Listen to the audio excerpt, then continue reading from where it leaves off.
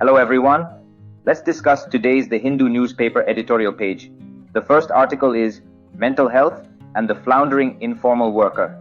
In this article, the writer says that World Mental Health Day focuses on mental health as a universal human right, with informal workers often overlooked.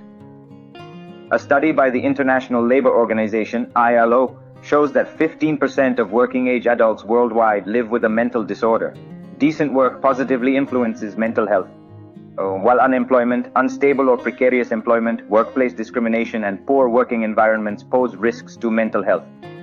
India's informal workforce accounts for over 90% of the working population, often operating without regulatory protection, working in unsafe environments, endure long hours, have little access to social or financial protections, suffer high uncertainty and deep precarity, and face discrimination.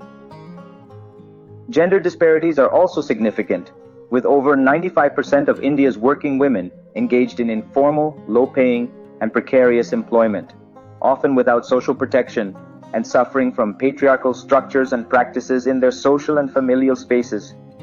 Unemployment and poor quality employment have consistently been detrimental to mental health. The Lokniti group within the Center for the Study of Developing Societies interviewed 9,316 youth aged between 15 to 34 years across 18 states in India, showing they are highly susceptible to negative emotions. Youth unemployment is one of the highest in India, significantly impacting their mental health.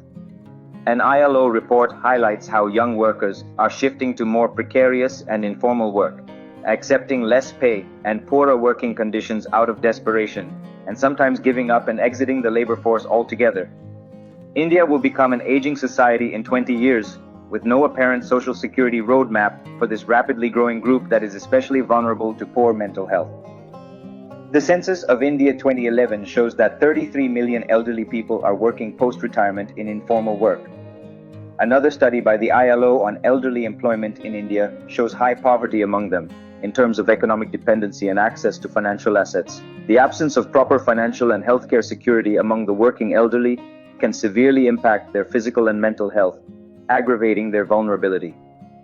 Informal workers face mental distress due to accumulating debt and rising healthcare costs, which are intertwined and mutually reinforcing.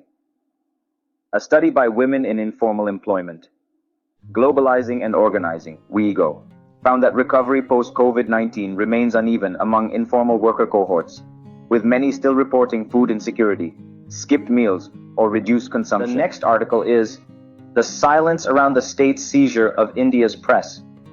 In this article, the writer says that India ranks 161 out of 180 countries in the World Press Freedom Index, which considers legal interference in journalism. By May 2023, 44 media entities and journalists face scrutiny from investigative and tax agencies over the previous 5 years. This pressuring danger to the media has prompted the suggestion of legal reforms, proposing guidelines similar to the D.K. Basu case for personal data search and seizure. The Code of Criminal Procedure, rooted in the time of telegraphs and wooden chests, guides India's criminal justice process. However, this approach ignores the invasiveness of modern technological advances and struggles to uphold democratic rights within the Constitution of India. Chapter 8 of the Code outlines provisions for voluntary document submission and police actions based on properly obtained warrants. However, most Indians believe these are mere formalities and are rarely respected. The Lokniti CSDS Common Causes Status of Policing in India report shows that 47% of people believe that the police can access their phones without consent.